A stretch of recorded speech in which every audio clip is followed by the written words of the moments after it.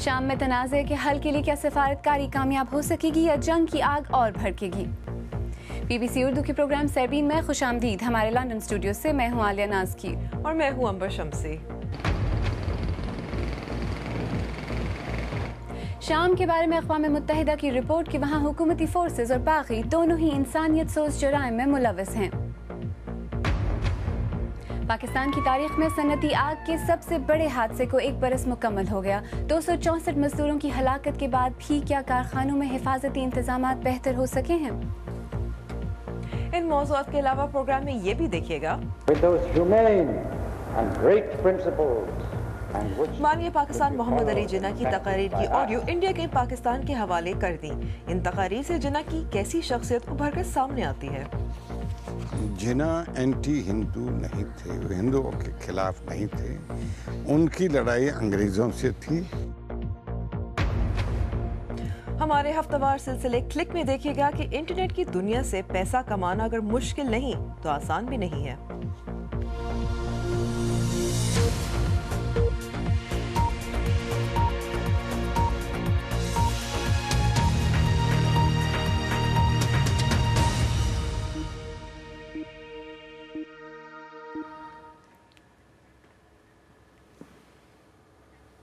BBC Urdu کے programme سیربین میں خوش آمدید۔ میں ہوں عالیہ نازکی۔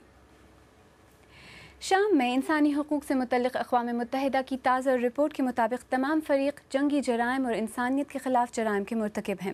رپورٹ میں کہا گیا ہے کہ بڑے پیمانے پر تشدد اور ریپ کے واقعات پیش آ رہے ہیں۔ رپورٹ کے مطابق حکومتی افواج نے کلسٹر بموں کا بہت استعمال کیا ہے، جبکہ باقی لوگوں پر الزام عائد کر کے انہیں قتل کر رہے ہیں۔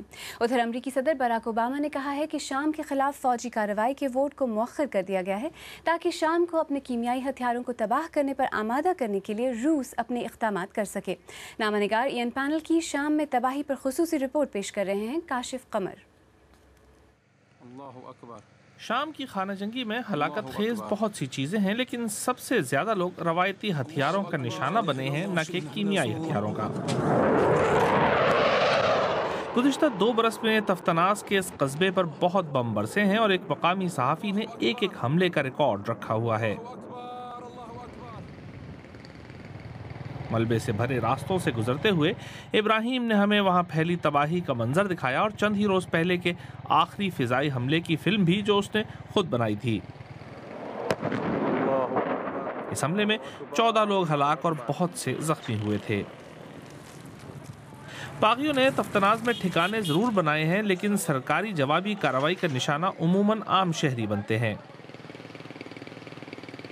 گزشتہ کچھ دنوں میں تفتناز پر حملے بڑھ گئے ہیں اور ابراہیم کے خیال میں اس کی وجہ ممکنہ امریکی فضائی حملے ہیں۔ پہلے عام شہری بلا وجہ بمباری کا نشانہ بنتے تھے، لیکن امریکی حملے کے امکانات کے بعد سے بمباری تیز ہو گئی ہے، کیونکہ حکومت دکھانا چاہتی ہے کہ وہ اب بھی بہت طاقتور ہے۔ آخری حملے میں ایک گولہ اس گھر میں گرا تھا جہاں لوگ یہ سمجھ کر واپس آ گئے تھے کہ اب وہ محفوظ ہیں، لیکن ان کا خیال غلط نکلا۔ 1.25 سال کا عبد المجید گھر میں کھیل رہا تھا جب بم گرا۔ اس کے چہرے کے زخم اس جنگ کی بلا امتیاز بے رحمی کا واضح ثبوت ہیں۔ اس کا باپ ناراض ہے کہ دنیا کو شامیوں کی حالت زار سے کوئی دلچسپی نہیں۔ سب کیوں خاموش ہیں؟ کیونکہ ہم مسلمان ہیں۔ آپ کیا ہیں؟ عیسائی؟ یہودی؟ میں پھر بھی آپ کا احترام کروں گا، لیکن کیا ہمارا لہو آپ کے خون سے سستا ہے؟ آپ نے ساری تباہی دیکھی ہے، کیمیائی حملے بھی، گولہ باری بھی، لیکن کسی نے بھی کیا کیا؟ مجھے تو لگتا ہے کہ دنیا ہماری حالت سے لطف اٹھا رہی ہے۔ عبد المجید اب ان لاکھوں شامیوں میں سے ایک ہے جو اپنے ہی ملک میں سلامتی اور محفوظ مقامات کی تلاش میں ایک سے دوسری جگہ بھٹکتے پھر رہے ہیں، حالانکہ تحفظ پورے ملک میں شاید ہی کچھ ہی جگہوں پر مل سکتا ہے۔ اگر ایک فریق امریکی حملوں کے خدشات میں مبتلا ہے تو دوسرا فریق اسے نادر موقع سمجھ رہا ہے۔ صدر اسد کے مخالف باغی حملوں کے بعد پیش قدمی کی منصوبہ بندی کر رہے ہیں، لیکن اگر حملے نہ ہوئے تو اس سے باغیوں میں ناراضی بڑھے گی اور شاید مغرب کے ساتھ کام کرنے کے خواہش مند باغی گروپ مزید الگ تھلگ ہو جائیں۔ शाम पर कब्जे की इस लड़ाई में बहुत से इलाके वीरान हो गए हैं। रात में हुकूमत के ज़ेर कब्जा इलाकों की रोशनियां यूं लगता है कि बागियों के अंधेरे इलाकों का मजाक उड़ा रही हों। मुख्तलिफ शामी ग्रुप भले ही अपने मुल्क के मुस्तकबिल के लिए अलग अलग ख्वाब रखते हों, इस बात पर सब मुत्तफिक हैं कि शामी अवाम के मसाइब अब लाजमन ख़त्म हो जाने चाहिए। रूस के मंसूबे से शाम के खिलाफ फौजी कार्रवाई पर एक ब्रेक तो लग गया है कुछ ही अरसे के लिए, लेकिन ब्रेक लगा ज़रूर है। लेकिन माहिरीन का ख्याल ये है कि शाम के पास दुनिया में सबसे ज़्यादा कीमियाई हथियारों का ज़ख़ीरा मौजूद है। ऐसे में रूस की तजवीज़ से क्या हो सकता है? आरिफ शमीम की रिपोर्ट। शाम के इंतशार से एक मुमकिन अच्छी खबर भी है, और वो है दुनिया से कीमियाई हथियारों के खात्मे का एक मौका। शाम की फ़ौज के पास कीमियाई हथियारों का एक बड़ा ज़ख़ीरा है, जिनमें सैकड़ों टन सेरीन और VX नर्व गैस के अलावा मस्टर्ड गैस भी शामिल है। इसको रॉकेटों और आर्टिलरी के अलावा फ़ज़ा से भी फेंका जा सकता है, और गुज़श्ता माह किसी ने ऐसा ही किया था। मगरिब का ख्याल है कि दमिश्क के नवा में होने वाले इस हमले के पीछे असद हुकूमत का हाथ है, जबकि हुकूमत का कहना है कि ये बागियों की कार्रवाई है। कुछ भी हो, अब इन हथियारों को तबाह करने की ज़रूरत ज़्यादा हो गई है। कीमियाई हथियारों को ढूंढ कर मुकम्मल तौर पर तबाह करना कोई आसान काम नहीं है। सर जंग के हरीफ रूस और अमेरिका कीमियाई हथियारों के ज़ख़ीरों को तबाह करने में अब तक लगे हुए हैं। सद्दाम हुसैन के दौर में अक़वाम मुत्तहिदा के इंस्पेक्टरों को कीमियाई मवाद ढूंढने के लिए सालों तक चूहे बिल्ली का खेल खेलना पड़ा था। शाम के साथ जिसका सबसे ज़्यादा मुआवजा किया जा सकता है वो लीबिया है, जिसमें 2010 से इन हथियारों को तबाह करना शुरू कर दिया गया था। अब इसने तकरीबन तमाम कीमियाई हथियार तबाह कर दिए हैं, लेकिन हाल ही में कुछ ऐसे खौल भी मिले हैं जिनका ऐलान पहले नहीं किया गया था। हकीकत में किसी को मालूम नहीं कि शाम के कीमियाई हथियारों के ज़ख़ायर कहाँ हैं, और मुझे यकीन है कि शामियों को भी इनका इल्म नहीं। लेकिन इराक़ में 38,000 हथियार तबाह किए गए थे, जिनमें तकरीबन 700 टन कीमियाई मादा था। इससे हमें इस बात का अंदाज़ा हो जाना चाहिए कि हमें कितने बड़े चैलेंज का सामना है।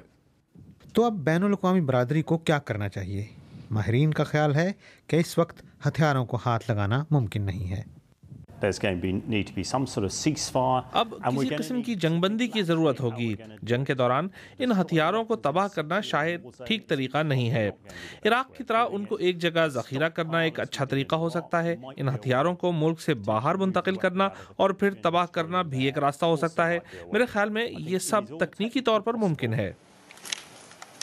अक़वाम मुत्तहिदा के इंस्पेक्टर जहरीली गैस की तहकीकात करने के लिए पहले ही शाम पहुँच चुके हैं, लेकिन उनको कुछ करने का कुछ ज़्यादा मौका नहीं मिला। जंग में गिरे हुए इस मुल्क में कीमियाई हथियार ढूंढने, उनकी तस्दीक करने और उन्हें महफूज करने का अमल एक मुश्किल काम है, और इसमें कई साल लग सकते हैं। Arif Shamim, BBC news. इसी बारे में मज़ीद बात करने के लिए इस वक्त हमारे साथ टोरंटो से मौजूद हैं अमरीकी थिंक टैंक स्टार्ट4 से मुंसलिक तज्ज़ियाकार कामरान बुखारी। कामरान, रूसी मंसूबे से अमरीकी जो फ़ज़ाई कार्रवाई थी वो फ़िलहाल के लिए बज़ाहिर तो रुक गई है। क्या इस मंसूबे का मकसद यही था, या फिर सदर बशार अल-असद के लिए मज़ीद मोहलत हासिल करने का एक बहाना? देखें, ये बहाना भी है, लेकिन सबसे अहम जो चीज़ है वो ये है कि रूस इस इशू को लेकर अपनी जो आलमी लेवल पे जियोपॉलिटिकल पोजीशन है उसको मज़ीद मुस्तहकम कर रहा है। रूस का यूं इस मसले के अंदर आ जाना और सालिस के तौर पे कहना कि भाई हम कीमियाई हथियारों को ख़त्म करने में जो है दुनिया की मदद कर सकते हैं, उससे बेसिकली मॉस्को जो है वो अपने आप को एक इंटरनेशनल लेवल का प्लेयर जो है वो एस्टैब्लिश करना चाहता है, और ये दिखाना चाहता है कि बहुत सारे काम ऐसे हैं जो अमेरिका नहीं कर सकता और रूस कर सकता है।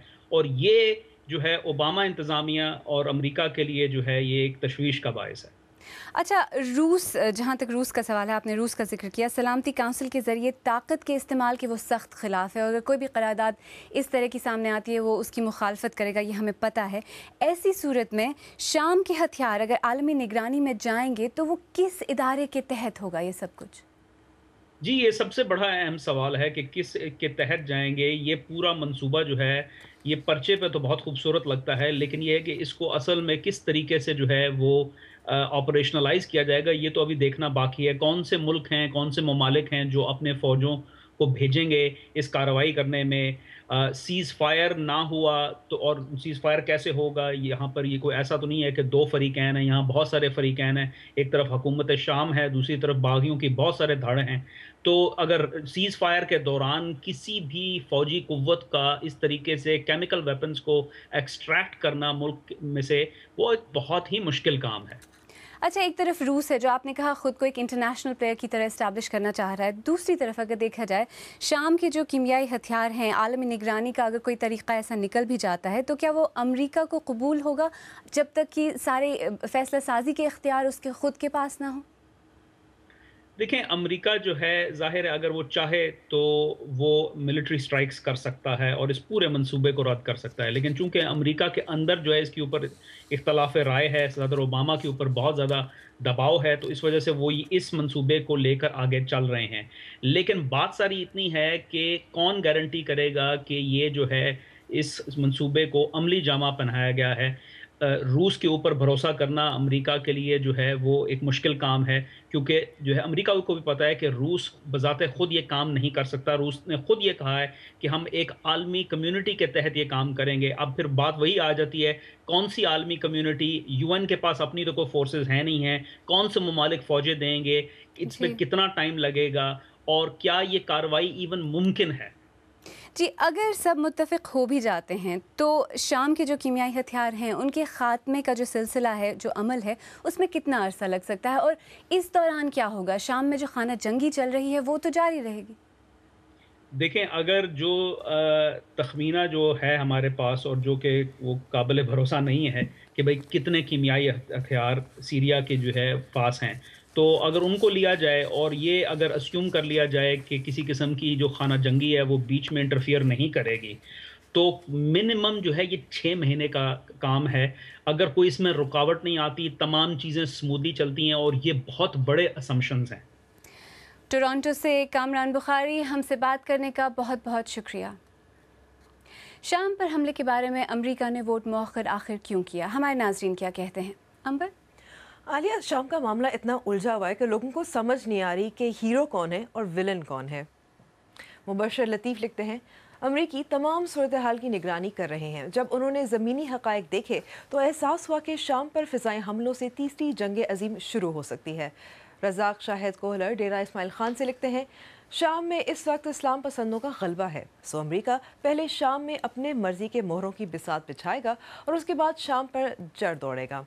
महर अली मारी मीरपुर ख़ास से लिखते हैं, रूस की धमकी, चीन की नाराज़गी और बहुत सारे ममालिक के गुस्से की वजह से अमेरिका दोबारा सोचने पर मजबूर हुआ। और उज़ैर आफरीदी कराची से लिखते हैं, अगर शाम ने कीमियाई हथियार इस्तेमाल किए हैं तो हमला होना चाहिए। इस मौजू पर मज़ीद तफसील आप हमारी वेबसाइट पर भी पढ़ सकते हैं, पता है bbcurdu.com।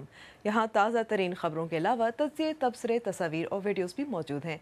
यहाँ पर आपके पाकिस्तान और जिम्बाब्वे के दरमियान होने वाले दूसरे टेस्ट मैच की तस्वीर भी देख सकते हैं। वेबसाइट पर आपकी राय का सफ़ा हाजिर है, जहां मुख्तलिफ मौज़ूआत पर अपने ख़यालात का इज़हार कर सकते हैं। आप BBC उर्दू का प्रोग्राम सरबीन देख रहे हैं। कुछ देर बाद देखिएगा, फिलिपाइन में सरकारी फोर्सेस और इस्लामी अलहद की पसंदों में झड़पें, हुक्काम का दावा कि बागी शहरियों को ढाल बना रहे हैं। कराची में गारमेंट फैक्ट्री में आग लगने के वाक़े को 1 बरस गुजर गया। 250 से ज़्यादा हलाकतों के बावजूद क्या मजदूरों के लिए हिफाजती इंतजामात में कोई बेहतरी आई?